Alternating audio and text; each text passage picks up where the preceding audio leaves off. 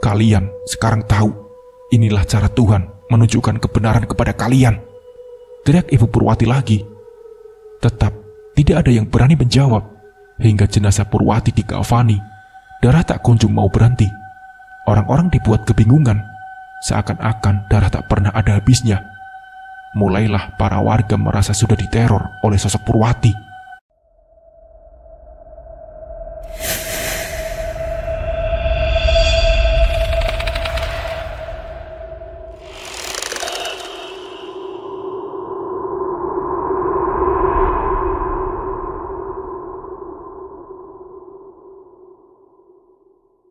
Sepanjang jalan, darah terus menetes dari mayat di dalam keranda.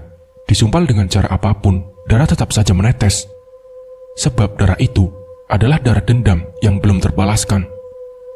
Semua warga kampung ikut mengantar Purwati ke peristirahatan terakhirnya, berharap itu bisa menghapus dosa yang mereka lakukan terhadap Purwati. Namun, itu pada akhirnya sia-sia belaka. Jamal dan sahabatnya hanya mengikuti dari kejauhan. Sebab jika diketahui oleh Ibu Purwati, tentu Jamal akan kembali diusir. Keributan pun akan terjadi. Ayah Purwati entah pergi kemana. Sejak Ibu Purwati mengusirnya, tak lagi terlihat batang hidungnya. Menurut kesaksian salah satu warga, ayah Purwati meninggalkan kampung itu mengendarai sepeda motornya. Orang tua Jamal hanya menyumbang beberapa makanan kecil, air kemasan gelas, rokok, dan sedikit uang untuk para pelayat juga penggali kubur. Keduanya berharap Purwati akan memaafkan keluarga mereka. Sesekali lagi, itu sia-sia belaka. Beberapa orang yang sedang menggali makam bersaksi bahwa banyak kejadian aneh yang terjadi selama proses penggalian itu. Burung gagak yang terus terbang di antara pohon-pohon di sekitar liang lahat, gerimis yang turun hanya di area pemakaman, hingga ular berbisa yang selalu muncul mengganggu para penggali kubur. Akan tetapi, didasari rasa bersalah, mereka bertekad untuk menyelesaikan tugasnya demi kata maaf dari Purwati yang telah tiada. Tidak lama kemudian, para pengusung keranda jenazah mulai terlihat memasuki pemakaman. Tangis sayup-sayup terdengar sangat pilu. Bukan hanya Ibu Purwati saja, tapi hampir semua pengantar jenazah menangis terseduh-seduh. Tak ada yang bisa memastikan itu tangis tulus kehilangan atau hanya kebohongan belaka. Sebab orang-orang di kampung itu sangat ingin lepas dari teror dan dendam dari arwah Purwati kelak. Keranda diturunkan di samping liang lahat. Jantung para pelayat berdetak jauh lebih cepat. Seakan-akan mereka sudah yakin ada hal yang buruk yang akan terjadi pada mereka. Hening, khidmat, layaknya mereka memperlakukan keluarga raja-raja saat prosesi pemakaman. Tak ada suara-suara dari mulut-mulut yang tempo hari masih dengan riang menggunjing sosok yang sekarang telah terbujur kaku di depan mata mereka. Bercak darah hampir mengotori keseluruhan kain kafan Purwati. Bau anyir menyeruak. Beberapa warga mulai merasakan mual. Beberapa lagi tidak tahan dan terpaksa memuntahkan isi perutnya. Akhirnya, orang-orang mulai menjauh satu persatu. Kini hanya tinggal wanita tua, Ibu Purwati dan jenazah Purwati. Pada akhirnya, yang mereka lakukan sia-sia belaka, ucap si wanita tua. Setelah mengucapkan itu, tak ada lagi liang lahat, tak ada lagi jenazah Purwati. Yang ada hanyalah makam yang tiba-tiba muncul tanpa ada yang mengerjakan. Prosesi pemakaman pun selesai. Wanita tua itu menghilang. Ibu Purwati jatuh tersungkur ke atas makam Purwati. Moyangmu pasti datang ketika keturunannya diperlakukan tidak adil. Suara itu menggema. Astagfirullah. Jangan biarkan fitnah ini kembali menimpa Purwati, ya Allah, ucap Ibu Purwati. Ibu Purwati mulai merasa pusing. Sejurus kemudian tidak sadarkan diri lagi. Dari sekian banyak warga kampung itu, mungkin Pak RT lah yang paling sedikit memiliki dosa pada Purwati. Ia memang ikut membicarakan Purwati, tapi itu bukan karena ia membenci. Ia hanya ingin memastikan apa kabar yang beredar itu benar atau salah. Meski sebenarnya ia pun termasuk orang yang ikut menyebarkan kabar-kabar burung itu. Pak RT sekarang sedang berada di rumah Ibu Purwati, karena kemarin sempat diminta tolong oleh Ibu Purwati. Keduanya duduk di ruang tamu. Pak RT, tolong carikan orang yang mau beli rumah saya. Setelah 7 harian meninggalnya Purwati, saya mau jual rumah ini. buat ganti rugi keluarga Jamal. Jelas Ibu Purwati. Saya bisa carikan orang yang mau beli. Tapi Pak RT sedikit bingung melanjutkan perkataannya. Tapi apa Pak RT? Tanya Ibu Purwati. Pak RT terlihat berpikir selama beberapa detik. Apa masih perlu Ibu memberi ganti rugi pada keluarga Jamal? Tanya Pak RT. Perjanjiannya begitu Pak. Tapi sekarang fakta sudah terbongkar. Purwati benar-benar masih perawan. Perawan atau tidak, itu sudah tidak penting lagi Pak RT. Purwati sudah tiada. Saya akan tetap memberi ganti rugi pada keluarga Jamal Pak RT. Jawab Ibu Purwati. Pak RT menghela napas panjang. Ada rasa sesak yang tiba-tiba ia rasakan. Tentu saja Pak RT bisa merasakan apa yang dirasakan oleh Ibu Purwati. Ya sudah, terserah Ibu saja, kata Pak RT lalu melanjutkan. Oh iya, malam ini ada acara tahlilan kan? Tanya Pak RT. Ibu Purwati pun mengangguk. Kemudian Pak RT pamit undur diri. Setengah jam setelah perginya Pak RT dari rumah orang tua Purwati, orang tua Jamal tiba-tiba saja berkunjung ke rumah itu setelah mendapat cerita dari Pak RT. Pak RT menceritakan itu tentu saja agar tidak ada lagi perjanjian ganti rugi di antara mereka. Namun, keluarga Jamal justru mencium ada keinginan yang tidak boleh disia-siakan. Maaf, apa Ibu mau menjual rumah ini? Tanya Ibu Jamal. Iya, Ibu Purwati tanpa ekspresi sama sekali. Untuk apa? Tanya Ibu Jamal pura-pura tidak tahu. Tentu saja untuk bayar ganti rugi. Ibu Purwati seketika melotot pada mantan besannya itu. Ganti rugi pada kami. Lagi-lagi Ibu Purwati pura-pura lugu. Ibu Purwati mengalihkan pandangannya. Ia sudah sangat muak dengan tingkah laku keluarga Jamal, tentang perlakuan buruk yang masih mereka lakukan sampai saat ini. Tidak usah Bu, justru kami yang sebenarnya bersalah. Drama itu tentu saja dengan mudah diketahui oleh Ibu Purwati. Perjanjian, tetap perjanjian. Aku akan melunasi setelah rumah ini terjual. Jangan. Bagi ayah Jamal. Ibu Purwati menoleh ke ayah Jamal yang sedari tadi diam. Silakan pulang. Saya masih ada kerjaan mempersiapkan buat acara tahlilan nanti malam. Ibu Purwati berdiri dari duduknya. Namun orang tua Jamal masih belum beranjak. Bagaimana kalau rumah ini saya beli? Tanya Ibu Jamal memberikan senyum kemenangan. Silakan, 100 juta. Bayar saja separuh setelah dipotong biaya ganti rugi. Baik, nanti orang saya yang akan mengurus. Baik, tapi saya baru keluar dari rumah ini setelah hari ke-7 kematian anak saya. Iya, itu bisa diatur. Bagaimanapun juga kita pernah berbesan. Ibu Purwati tersenyum kecut, lalu telunjuknya mengarah ke arah pintu depan. Keluarga Jamal pun meninggalkan rumah Ibu Purwati dengan senyum gembira. Sementara itu di perjalanan pulang, orang tua Jamal terlihat begitu bahagia. Yes, kita berhasil. Rumah itu sangat strategis buat membangun bisnis baru, kata Ibu Jamal. Iya, kita jangan terpengaruh oleh gosip arwah Purwati yang akan balas dendam. Itu tidak mungkin. Malam pun tiba. Tahlilan pertama didatangi hampir sebagian besar warga. Sejak kejadian di pemakaman tadi, para warga mulai berpikir ingin menyelamatkan diri dengan caranya masing-masing. Salah satunya dengan datang ke setiap acara tahlilan Purwati. Malam itu, warga sudah datang berbondong-bondong ke rumah orang tua Purwati. Tua muda, pria wanita, dan besar kecil sudah siap sedari tadi. Mereka hanya menunggu kedatangan Ustadz Badrun saja. Tiba-tiba di kejauhan, terlihat seorang lelaki berjalan mendekat. Itu kan ayahnya Purwati, gumam salah satu warga. Iya, anaknya meninggal malah keluyuran, pasti senang-senang di tempat prostitusi. Kedatangan ayah Purwati tentu saja bukan untuk menghadiri tahlilan tersebut. Namun, ia ingin mencari kabar apakah sudah ada pembeli yang mau membeli rumah mereka. Baru beberapa hari, utang ayah Purwati sudah sangat banyak akibat berfoya-foya di tempat prostitusi. Ayah Purwati segera masuk dan mencari keberadaan istrinya. Di dapur, Ibu Purwati sedang menyiapkan makanan dibantu ibu-ibu tetangga. Mau apa kamu datang ke acara tahlilan anak saya? Tanya Ibu Purwati sinis. Gimana? Udah ada yang mau beli? Tanya ayah Purwati penasaran. Sudah, keluarga Jamal, 100 juta. Tapi cukup bayar setengah setelah dipotong biaya ganti rugi. Uang bagianku tetap utuh kan? Tanya ayah Purwati memastikan. Jangan khawatir, ucap ibu Purwati. Ketika ayah Purwati ingin pergi meninggalkan rumah, Pak Ustadz datang dan kemudian mengajak bersalaman. Ayah Purwati jadi tidak enak meninggalkan acara tahlilan mantan anaknya itu. Dimulai sekarang, Pak? Tanya Ustadz Badrun.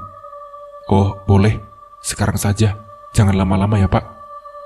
Mengirim doa itu tidak perlu lama-lama. Memang ada urusan ya? Tanya Ustadz Badrun. Enggak kok. Ya sudah, mari kita mulai. Tahlilan pun dimulai. Beberapa warga sering menatap lekat-lekat kamar Purwati. Seakan-akan ada kejutan dari dalam kamar itu. Bulu kuduk mereka dibuat meremang sejak memasuki rumah itu. Doa-doa mulai dibacakan secara bersamaan oleh warga yang hadir dipimpin oleh Pak Ustadz. Ayah Purwati terlihat celingukan ke sana kemari. Entah apa yang dia cari. Beberapa saat kemudian, acara tahlilan pun selesai. Teror yang diketahui oleh warga ternyata tidak terjadi. Warga pun mulai bernapas lega. Alhamdulillah, tidak ada terjadi apa-apa. Bisik salah satu warga. Iya, jantung ini sudah deg-degan sejak tadi, jawab temannya. Warga mendapat bingkisan dari tuan rumah ala kadarnya. Bingkisan itu dibungkus dalam plastik kresek hitam. Entah apa isinya. Yang pasti biasanya makanan kecil atau bahkan daging. Sepertinya makanan kecil. Sepertinya ini daging. Apa saja, yang penting jangan teror. Begitulah obrolan para warga ketika pulang dari tahlilan malam pertama kematian Purwati. Ayah Purwati masih berada di rumah itu. Warga baru saja meninggalkan rumah orang tua Purwati. Ibu-ibu yang membantu juga sudah pulang ke rumahnya masing-masing. Kapan kita dapat uang, Bu? Tanya ayah Purwati enteng. Jangan panggil aku ibu lagi, bentak ibu Purwati. Padahal baru saja ayah Purwati menanyakan perihal rumah yang akan dijual itu. Tetapi ia kini kembali menanyakannya lagi, seakan sudah tidak sabar mendapatkan uang dan kemudian dibuat untuk bersenang-senang. Kapan kita dapat uang? Tanyanya lagi. Silakan ambil dan tanyakan pada keluarga Jamal sendiri. Bagianku sudah buat biaya ganti rugi. Oh iya, baiklah. Nanti aku akan ke rumah keluarga Jamal. Ketika ayah Purwati ingin keluar dari rumah itu, tiba-tiba saja pintu depan tertutup dengan keras. Posisi mereka sekarang ada di ruang tamu. Ibu Purwati meninggalkan suaminya begitu saja, berjalan dengan mata lurus ke depan dengan tatapan kosong. Ia lalu masuk ke dalam kamarnya. Pintu kamar tersebut terbuka dengan sendirinya.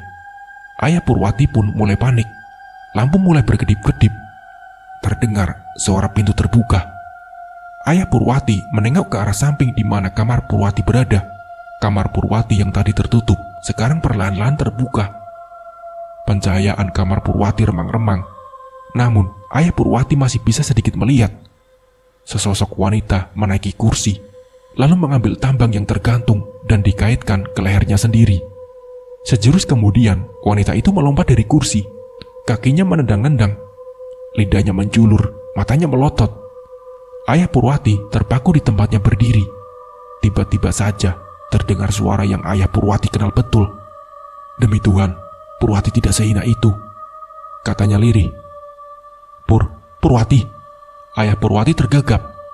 Keringat menetes dengan deras. Tanpa terasa ia terkencing di celana. Mata ayah Purwati masih melihat adegan di mana anaknya bunuh diri waktu itu. Demi Tuhan, Purwati tidak sehina itu. Tiba-tiba, wanita itu tersenyum, tertawa, dan kemudian menghilang. Ayah Purwati tidak bisa pingsan. Selamanya dia tidak akan bisa pingsan ketika Purwati mendatanginya. Di rumahnya masing-masing, warga memberikan bingkisan tahlilan hari pertama meninggalnya Purwati kepada keluarganya. Bersama keluarganya, mereka membuka kotak itu dengan rasa penasaran. Setelah dibuka, begitu terkejutnya mereka. Nasi putih dengan daging penuh darah tersaji di depan mata mereka. Mata mereka terbelalak. Tiba-tiba saja, bau anyir menyeruak. Sontak saja, bungkus nasi kotak itu mereka lempar sejauh mungkin, lalu tersentak ke belakang. Mereka bergidik ngeri, lalu terperangah hingga beberapa saat, mencoba memahami apa yang sedang terjadi. Apa itu? Tanya si istri. Entahlah daging apa itu, jawab si suami. Cepat buang keluar, Pak, perintah si istri. Ibu saja yang buang. Loh, kok ibu sih?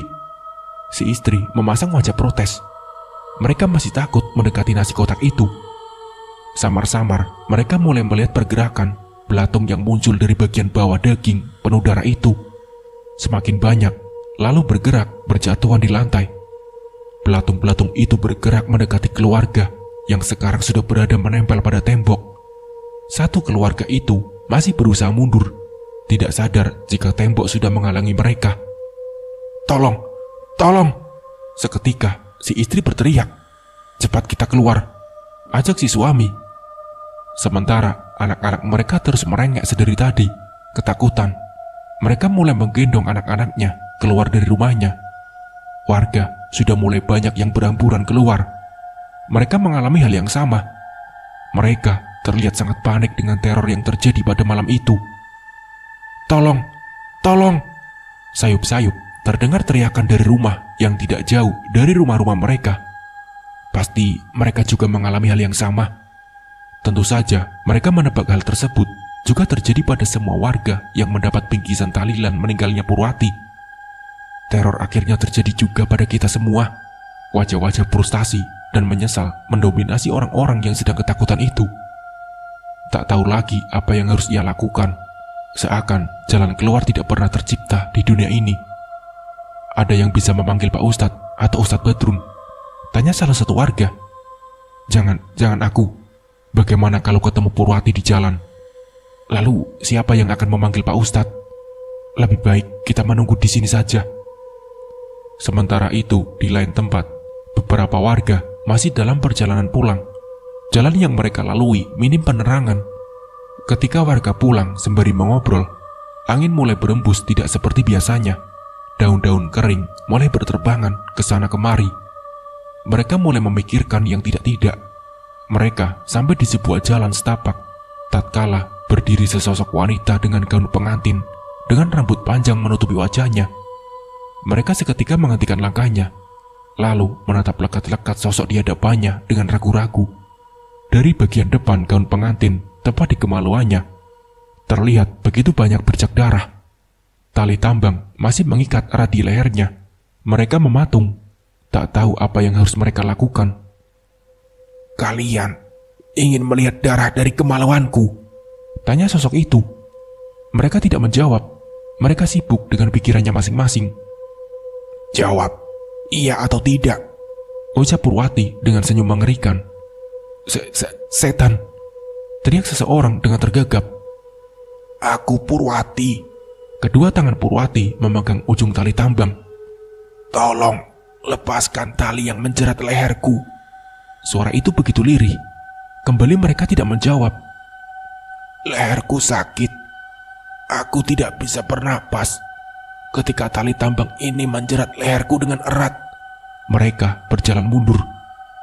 Sakit sekali. Tolong lepaskan tali ini.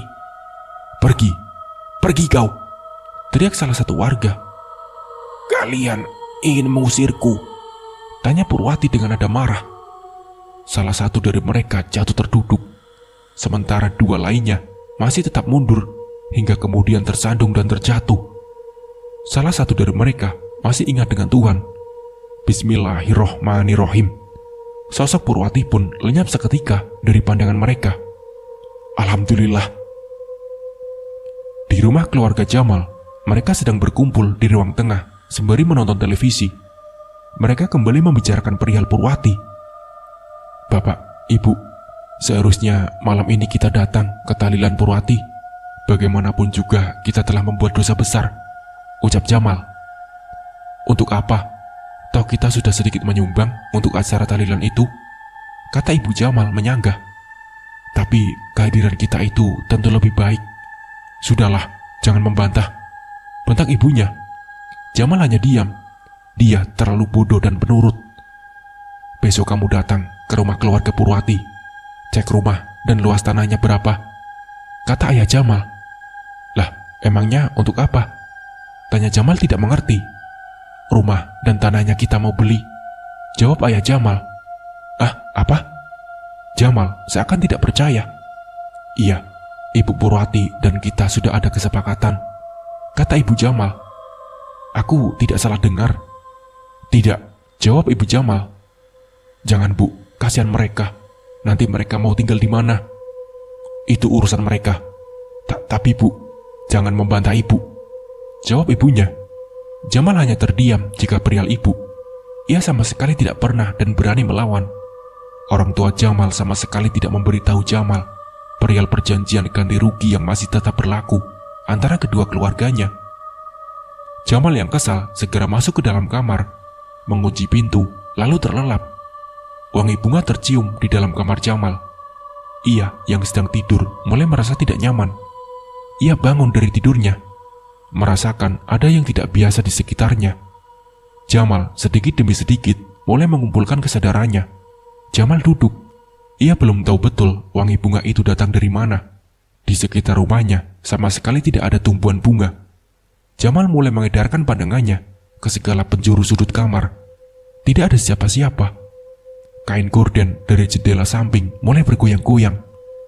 Padahal sama sekali tidak ada angin di kamar itu. Jendela mulai tersingkap. Pencahayaan di luar jendela remang-remang dari bola 5 watt. Jamal mulai menatap lekat-lekat ke arah jendela. Sesosok wajah perempuan terlihat di luar jendela. Rambut panjang menutupi wajahnya. Jamal tidak tahu itu siapa. Akan tetapi, Jamal mulai menebak-nebak siapa sosok yang sekarang sedang menakutinya. "Purwati," gumam Jamal. "Kamukah itu?" Tiba-tiba saja sosok itu mengangguk. Padahal Jamal bicara dengan sangat pelan. Tidak mungkin orang di luar rumah bisa mendengarnya. "Bolehkah aku masuk?" tanya Purwati. Suara itu menggema di setiap sudut kamar Jamal. Pergi dari sini," teriak Jamal. "Kau juga ingin mengusirku, sama seperti warga lain. Bencikah kau kepadaku?" tanya Purwati sedih. Pergi dari sini," usir Jamal lagi. "Bukankah kau menginginkan malam pertama dengan bercak darah?" Sosok itu tiba-tiba saja sudah berada di dalam kamar Jamal.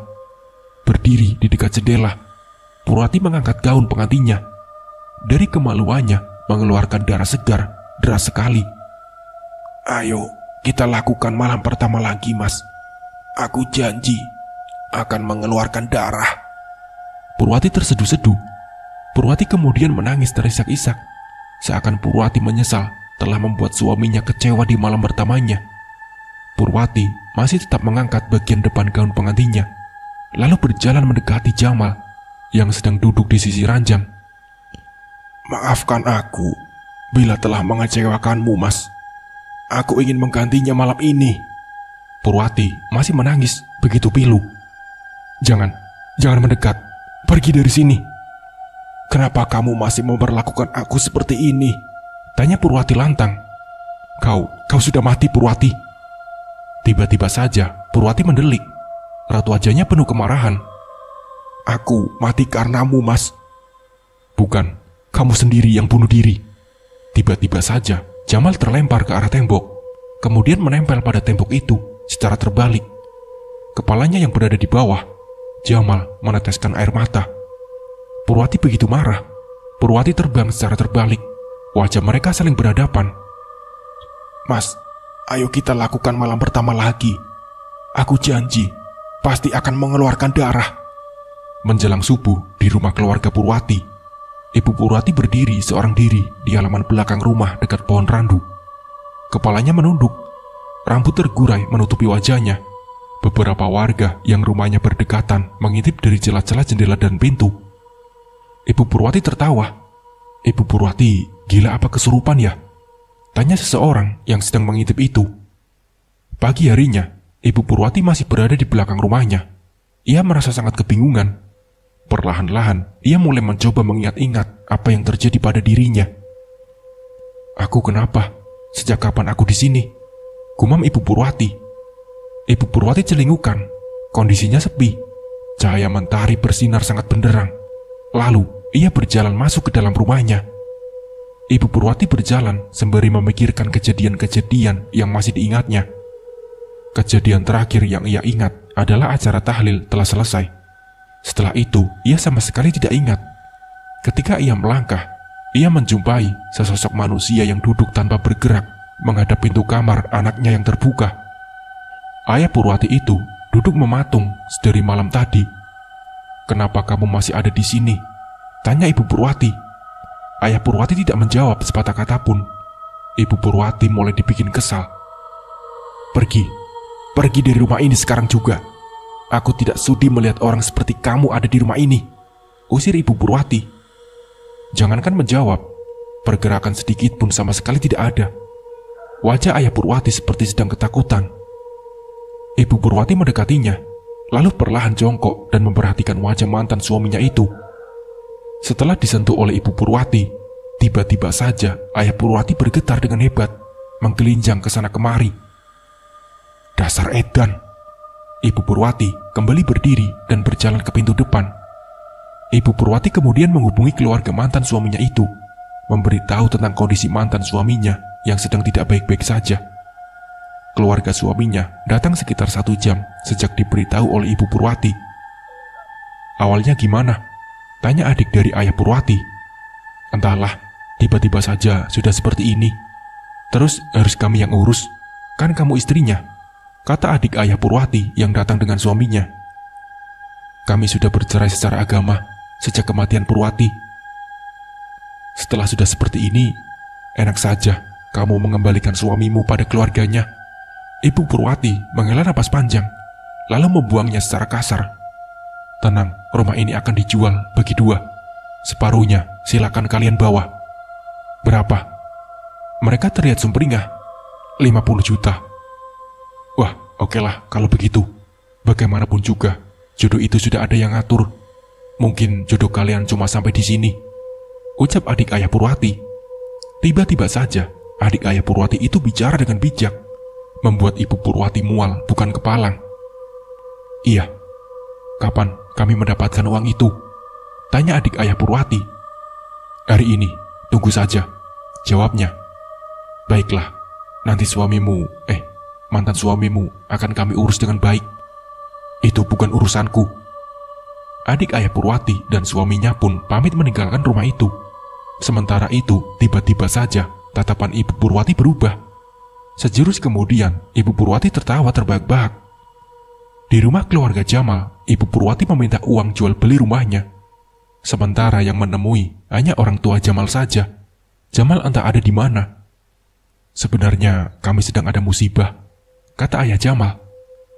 "Aku tidak mau tahu soal itu. Kedatanganku hanya untuk jual beli rumah. Saya akan keluar dari rumah itu setelah tahlilan hari ke-7, pungkas Ibu Purwati. "Baiklah," lanjut Ayah Purwati. Ayah Jamal kemudian menyerahkan uang 100.000. Ibu Purwati mengeluarkan uang 50 juta, lalu diserahkan kepada keduanya saat itu juga. Ibu Purwati berdiri dari duduknya. Mereka berjabat tangan. Ibu Purwati pergi sembari membawa uang 50 juta yang kelak akan diserahkan pada keluarga mantan suaminya. "Lumayan dapat 50 juta, bisa buat berobat anak kita. Selain itu, harga rumah dan tanahnya mungkin bisa terjual sampai 200 juta, kata Ibu Jamal terkekeh. "Iya Bu, kita untung banyak." Mereka berdua pun tertawa sebab kebodohan dari keluarga Purwati. Mereka tidak tahu petaka sudah datang ke rumah mereka. Siang itu, warga berkumpul di rumah Ustadz Badrun didampingi Pak RT untuk meminta perlindungan. "Tolong kami Pak Ustadz, Pak RT, kami tidak sanggup menerima teror ini terus-terusan," ucap salah satu warga. Tenang, kita harus tenang menghadapi masalah ini," kata Pak RT. Iya Pak RT, tapi kami merasa sangat ketakutan." "Bagaimana menurut Pak Ustadz?" tanya Pak RT pada Pak Ustadz Badrun yang sedari tadi hanya diam saja. "Berdoalah pada Allah, minta perlindungannya," jawab Ustadz Badrun. "Kami sudah melakukan itu Pak Ustadz, tapi tetap saja teror itu datang menghampiri kita." Warga sedikit kecewa dengan jawaban Ustadz Badrun. "Atau kita sewa dukun sakti saja, daripada kita mati berdiri gara-gara teror ini," warga lain memberi usul. Jangan," Ustadz Badrun berusaha mencegah. "Kalau jangan, Pak Ustadz jangan diam. Pak Ustadz tidak mampu melawan setan Purwati, tanya warga. Jangan panggil dia setan, nanti dia dengar, sambung warga lainnya. Saya tidak punya ilmu apa-apa, semuanya datangnya dari yang di atas. Ustadz Badrun terlihat pasrah. Kami sudah bosan dengan kata-kata itu, Pak Ustadz. Mereka pun membubarkan diri, meninggalkan Ustadz Badrun dan Pak RT. Mereka sudah muak dengan dua orang yang sangat diharapkan, tapi tidak bisa berbuat apa-apa. Akhirnya, warga berkumpul di tempat lain.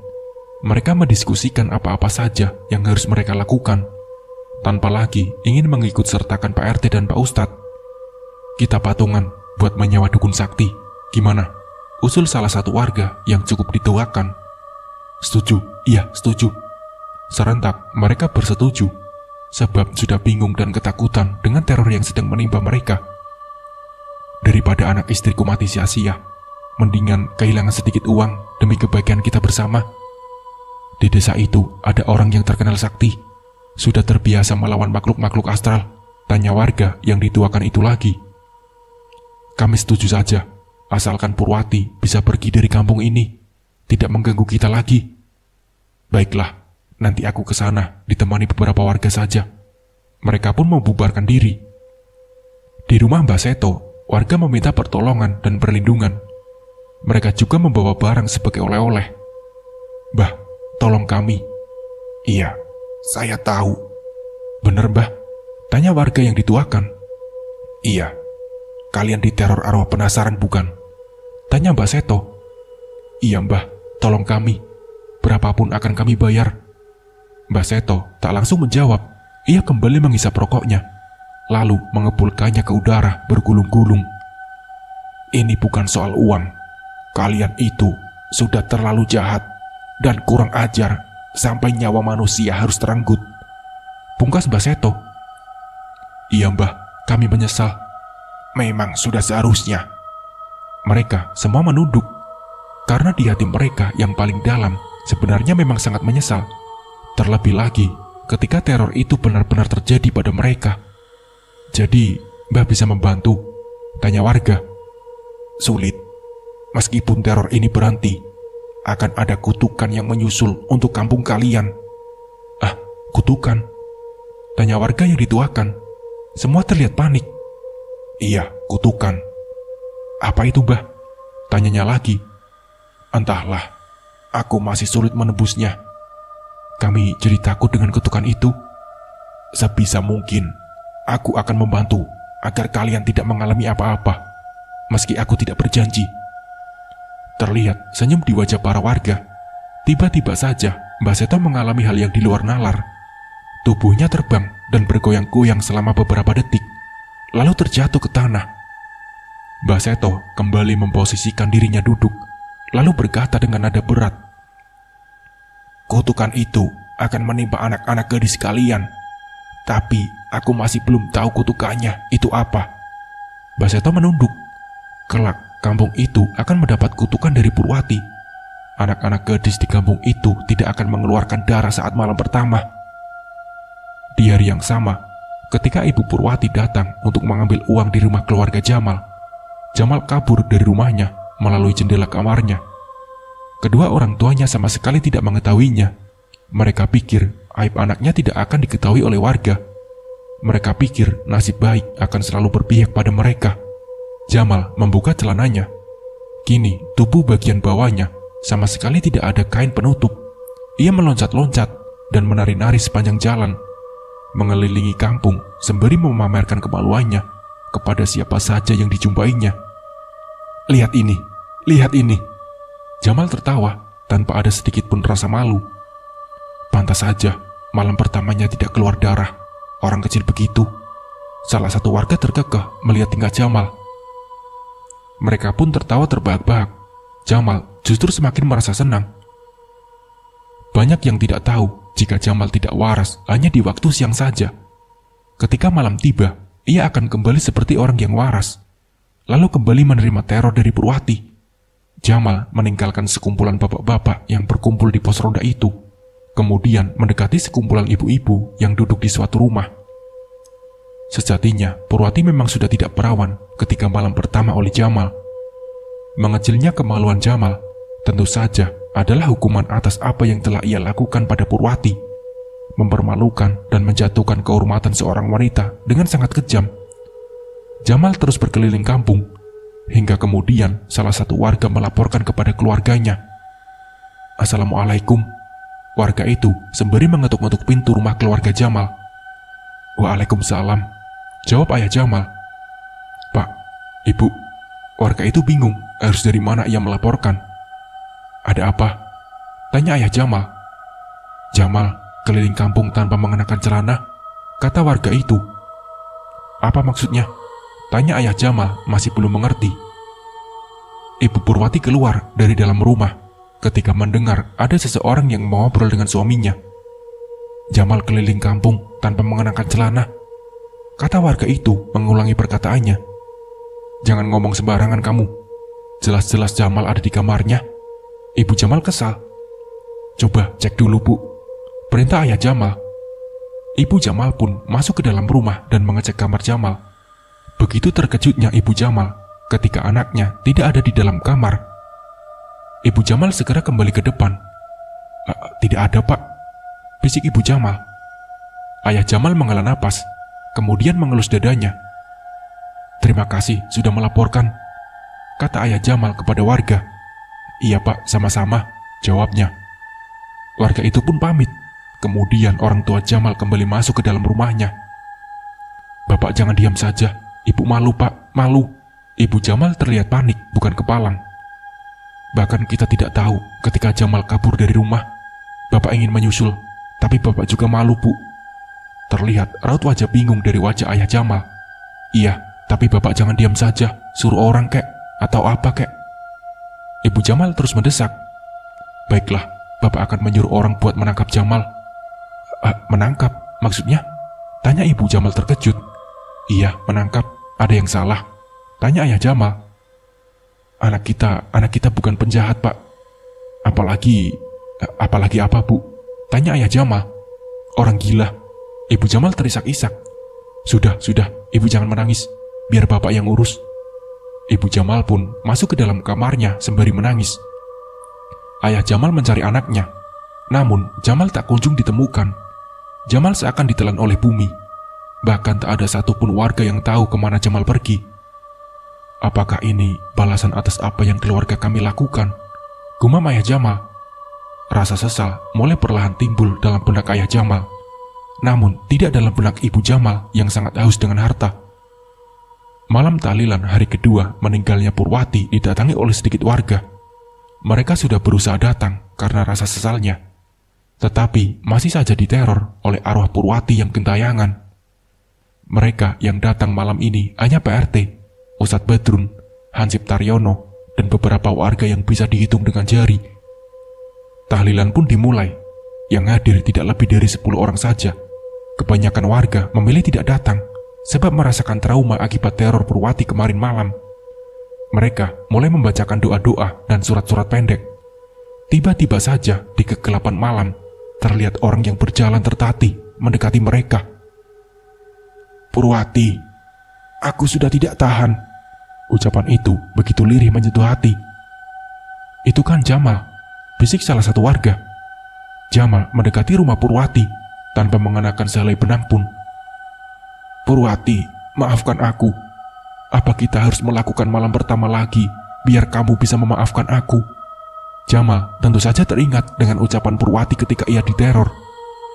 Nah kan, dia memang sudah gila. Masa ngajak gituan sama orang yang sudah mati? Ucap salah satu warga. Malam itu, Jamal memang kembali waras. Namun, rasa menyesalnya membuatnya terlanjur kehilangan rasa malu. Hansip Taryono segera berdiri, kemudian menangkapnya. PRT pun mendekat. "Cepat bawa ke rumah keluarganya," perintah PRT. "Tapi tahlilan belum selesai, Pak RT," jawab Hansip Taryono. "Sudah, tidak apa-apa. Daripada Jamal tetap di sini, justru mengganggu acara tahlilan." "Iya Pak, baik." Hansip Taryono pun mengantarkan Jamal pulang ke rumahnya seorang diri. "Terima kasih Pak Hansip telah mengantarkan anak kami," kata ayah Jamal. "Iya Pak, sama-sama. Ya sudah, saya pamit ya." Jamal yang sadar seketika menangis melihat dirinya sendiri yang sudah seperti orang gila. "Pak, Bu, tolong Jamal." Jamal terisak-isak. "Kamu kenapa bisa sampai begini?" tanya ibunya sembari terseduh-seduh. "Aku nggak tahu, Bu," jawabnya. Ibu Jamal semakin bersedih. Ia hanya bisa menangis dan terus menangis. Jamal pun dibawa ke kamarnya. Ayahnya memakaikan pakaian, lalu Jamal ditinggal sendirian. Dalam perjalanan pulang, Pak RT dan Pak Ustadz Badrun kembali membahas tentang Purwati. "Ada yang tidak beres dengan teror Purwati," kata Ustadz Badrun. "Maksudnya?" tanya Pak RT. "Teror itu bukan atas keinginannya." "Apa? Bukan keinginan Purwati?" tanya Pak RT lagi. "Iya, ada yang memanfaatkan kematian Purwati untuk melepaskan dendamnya sendiri." Pak RT pun mengangguk-angguk tanpa paham. Di kejauhan, seseorang memperhatikan mereka berdua tanpa mereka sadari. Jamal duduk meringkuk di pojok kamarnya. Ia menatap lekat-lekat jendela di mana arwah Purwati pertama kali muncul, juga pertama ia kabur dari rumah. Jamal sesegukan, perasaannya campur aduk, sesal, marah, kecewa, malu, sedih, semuanya jadi satu. Jamal bahkan sempat terpikir untuk melakukan bunuh diri, seperti apa yang dulu Purwati pernah lakukan. Angin tak wajar mulai mengusap tengkuknya, membuat bulu kuduknya seketika meremang. Lampu tiba-tiba padam.